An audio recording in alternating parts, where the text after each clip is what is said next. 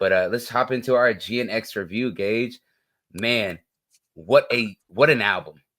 What an album. It's been roughly, would you say, like 3-4 weeks now that we've had it been able to sit with us. So I want your initial thoughts. Like when you saw that it dropped on like your DSPs on your phone, like in the middle of Friday, basically Friday afternoon, it dropped at like 11 it was o'clock. Friday. Yeah. Well, it's so funny, dude, because we had literally recorded an episode with Jairus the night before, and we had talked about Kendrick, like, oh, I wonder when he's gonna drop. I wonder when it's coming. And then Friday morning, you text me, and you're like, Kendrick dropped, and I was like, what? Check the Apple Music, whole new album. And first off, the first feeling I got was we just got a new Kendrick album. This is exciting. Like, regardless of what you've thought about Mr. Morale and the Big Steppers or what you thought about Damn, I feel like when those albums came out, it was a moment. And I feel the same way anytime Kendrick drops. And that was the same case with GNX, man.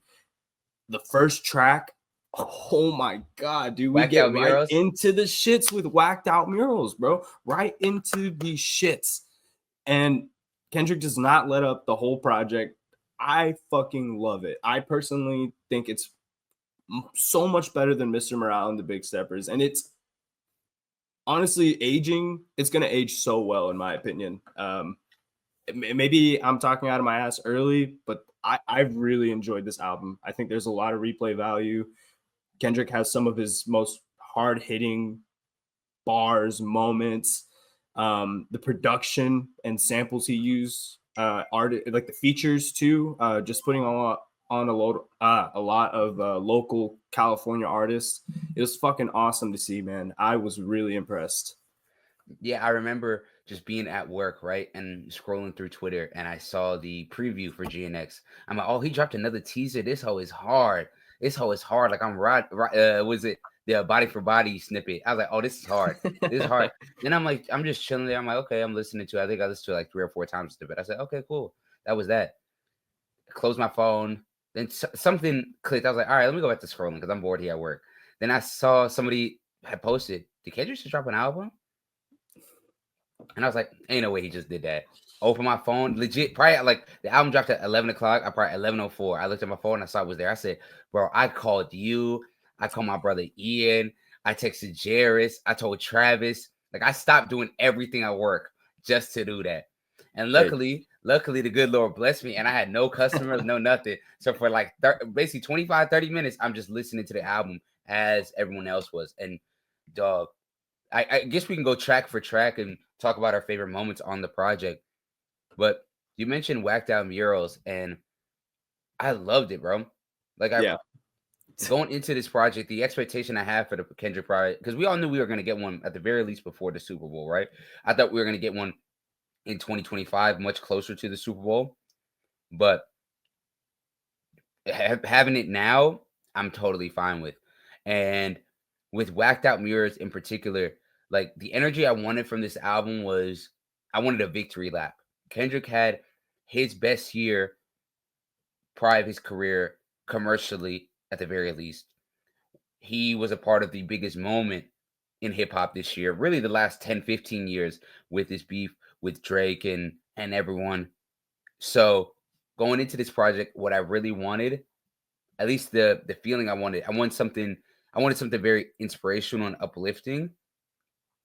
I know that it's kind of like vague, but the best way I could put it is I wanted a victory lap. I want Kendrick to enjoy his flowers and really, really be able to soak in this moment. And that's exactly what we got. We literally got, in my opinion, it feels like a love letter to the West Coast that Kendrick did. Like, you know what, West Coast, thank you for holding me down during this beef. Thank you for letting me use sounds from Oakland, sounds from LA to do what I had to do. And for that, I'm going to make an album where I put on all the little homies. They're going to get a feature. Anyone and everybody from LA that wanted a feature, got it. Yeah. Yeah. And honestly, he was able to cook with the stuff that he normally does too, on his own, on Whacked Out Murals, on Reincarnated. And then another one that I think a lot of people are obviously going to go straight to, Luther with SZA. That's a beautiful, beautiful song, bro. We gotta start going track by track. I think Whacked Out Murals is his second best intro he's ever done. Yeah. I think the only one I would say is better is Wesley's Theory. But I don't know. I love Shireen too. It's better than Shireen, bro. You think so? It's better than Shireen. And I know Damn's intro wasn't necessarily like a singy song. It was like an intro. It was like a movie intro, right? And I love it. But this is Wesley's Theory is the only one that I'm gonna put ahead of this. That's how good Whacked Out Murals is. I don't know, dude. I do love Whacked Out Murals, but I do think about Shireen too. I met her at this house party on Mexico. I know he was cooking, but Shireen is fire. I think Whacked Out Murals is. And just because I'm messy, right? Who do you think he was talking about in those 2-3 parts where he took out his audio? Yeah, because everybody heard it. Everybody heard it. And I want to hear your take for it because I think he talked about multiple people. I think those are bars for multiple people. I think within the context of the album, I would look at it as probably I've seen a lot of people say J. Cole, which I wouldn't be surprised. But I think it could also be Drake or I don't know, someone else affiliated with Drake, someone who's like still on his side, quote unquote, I guess. But I definitely see J. Cole being a very likely recipient of that censored bar. Yeah, no, for me, I think J. Cole definitely got some bars. The way I see it, right? The whole theme of the track is, like I said, he's very fed up with, and it's not really, that song is not really about Drake. It's more sort of people around him and the people in the music industry that still fuck with Drake and or the other side, quote unquote. And so it's more so about the other side and not Drake, if you get what I'm saying. So that's why I think he was definitely talking about Cole. I think that whole last verse, the pardon me, the whole part where he's kind of talking about the not the last verse. Well, it's the part where he's talking about where he's not dissing Wayne, but dissing Wayne. I think that whole part is about J. Cole, is an indirect shot to J. Cole when he kind of said the let Lil Wayne down and then references Nas the next line. It's not a coincidence that he does that when J. Cole got the song Let Nas Down. Like, it's not a coincidence. The whole overall messaging of the song, in the way I see it, is toughen up. Like they marked my mural up, and I'm still here. I'm still saying what I have to say. I'm still standing 10 toes in whatever the fuck I'm feeling. And if you got a problem with it or you're struggling to pick a side, well, don't worry about it. I'll help you fucking pick one. I think the whole thing is the whole song is indirectly a shot at J. Cole. Like, you're doing this whole play both sides to me and Drake. Well, I don't do that. I'll help you pick a side. And I think the first bleep, I think he's talking about Diddy. So that's my second person I think he's definitely talking about, especially with the theme of Watch the Party Die and him talking about Lucian Grange and everything like that. And the third person I think he's talking about Ice-T, because if you remember, there was a time very towards the end of the May, June, where they asked Ice Cube, where they asked Ice Cube, yo, so what do you think about Kendrick Lamar and what he did during the beef? And Ice Cube said something to the effect of, well, I was Kendrick before Kendrick, so I know he's inspired by me, da-da-da-da. He kind of tried to take some of Kendrick's light a little bit in that moment, and I think Kendrick definitely gave him a bar. Yeah, I mean, Kendrick definitely... Because it goes with the theme. Like I said, he gave Snoop some bars. And I remember when I first heard that, I remember I tweeted like, oh, Kendrick is still fucking pissed off about Taylor Made. Like, hey, credit Aubrey where credit is due, man. Taylor Made got under Kendrick's skin bad. It got under his fucking skin. The AI Tupac voice and Snoop retweeting it. And I think he fucks with Snoop. So that's why he kind of left that bar in a little more, because he found it like, all right, this isn't too disrespectful. I'm just saying he's off the edibles. That's why he did it. You know what I'm saying? And I think Snoop won't find, but even Snoop was like, yeah, you're right. I'm off the edibles. Snoop knew it was a shot. Kendrick didn't fuck with none of that. That's what I'm saying. Whenever we was talking about J. Cole doing all these apologies and him basically begging Aubrey to take him back, all this nasty stuff he was doing on Port Antonio. I told you, Kendrick felt a way about that stuff. I truly, in my heart of hearts, believe that he felt a way about it. He felt a way about a lot of things, including the Wayne thing, which you touched on.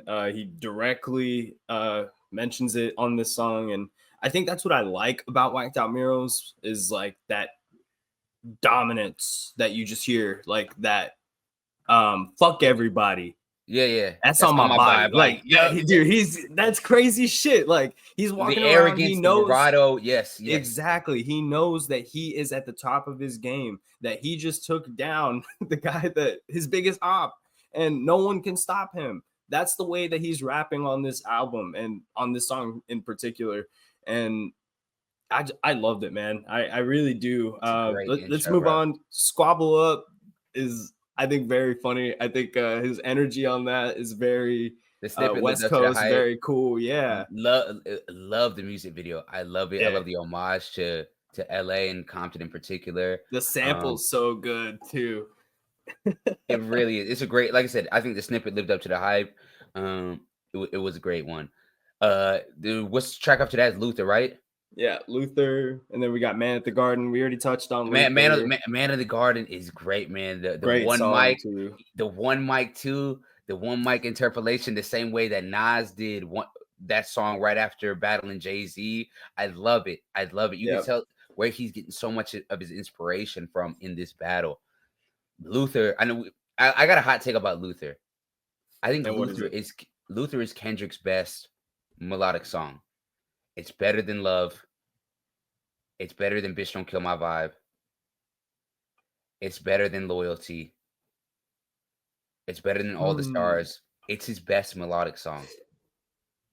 It's a really, really great. I think it's an S tier Kendrick track. I do love it, but I have to give a lot of the credit to SZA for this, man. She is anytime she is with Kendrick, they cook. I mean, let's just keep it 10 toes. I'm not mad at that take though. I personally still enjoy all of those other songs that you just mentioned, and I would have a tough time trying to compare them to how much I enjoy Luther too. But yeah, man, they absolutely did their thing.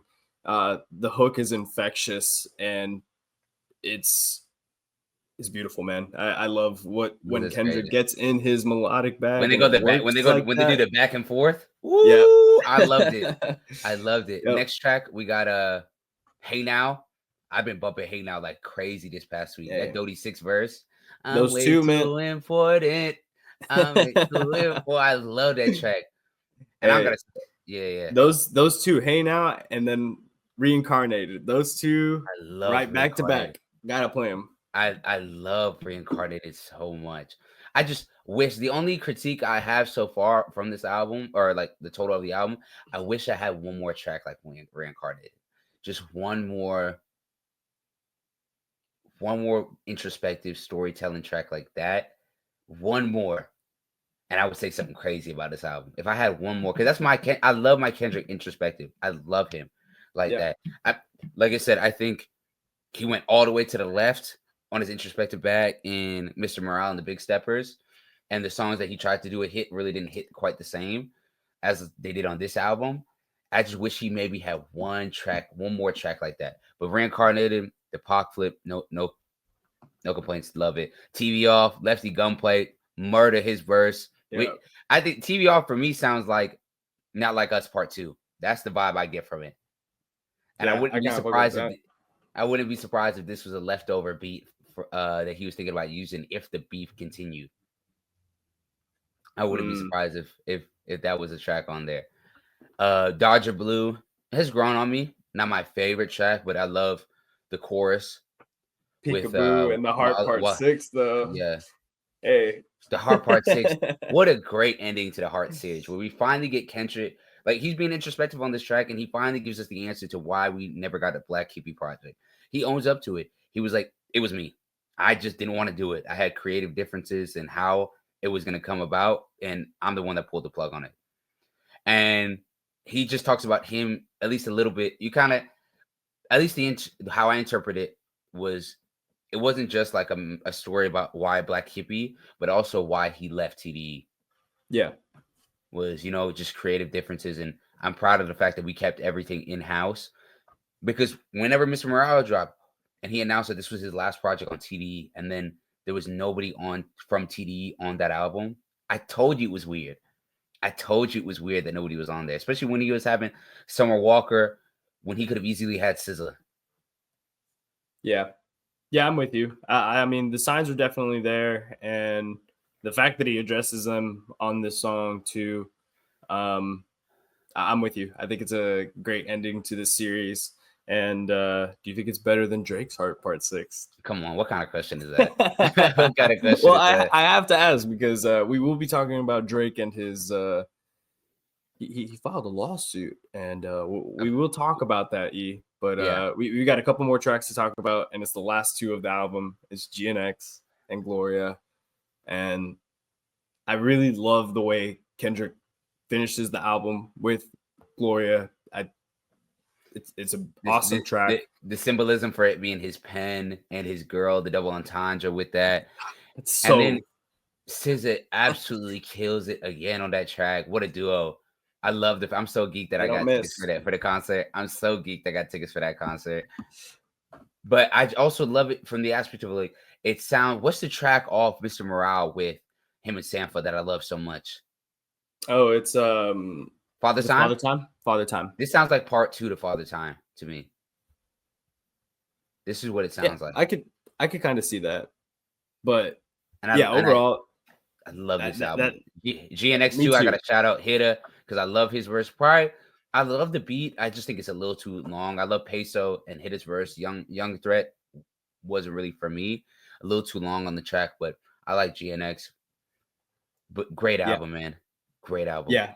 I mean, hey, it's got a lot of the things that you need for a classic hip hop album. A amazing start to the album with the intro, and then like just hit after hit after hit, and a great ending to the album. You've got a little bit of everything too. You got some melodic stuff. You've got Kendrick rapping his ass off. You've got him with crazy production. And on this album, you could tell the money behind this. Yeah. And I was saying, this is the pre-Super Bowl, man. That's what I'm saying. If this is a part 1 of a part 2 project, which I think we're gonna get either. I know we're gonna get a deluxe. All the TDE people have said we're gonna get a deluxe to GNX, and so whether it's another like double album, like how Mr. Morale is, or it's just gonna be 7-8 tracks. The production on this album, man, is one of the most well-produced albums I've heard. You can hear the money behind it. Like from the samples, you're like, oh, that was an expensive sample to use. And the different producers that he has throughout it, having Jack Antonoff, having Soundwave, having Mustard, like all the different, the Tupac, like this album was expensive. And you can hear it. And it was worth it too. Yeah. Absolutely. It was, I think, what Kendrick needed for his creative vision heading into the Super Bowl, I'm really excited to see what he does with that. And GNX is just a little preview, man. And a great album overall. Interested. I think I'm going to let it grow on me a little more before I ask you where it sits in his discography, because I feel like his discography is so good and so deep that like everyone's got to take some time to like sit with the whole discography as a whole before we can really start having these discussions of, is it better than Damn? Is it better than Good Kid, Mad City? I don't know. You better not say certain things. I know exactly. I'm not gonna say crazy things like that because I still think it's too early. But so shout out Kendrick for this album and for the Super Bowl.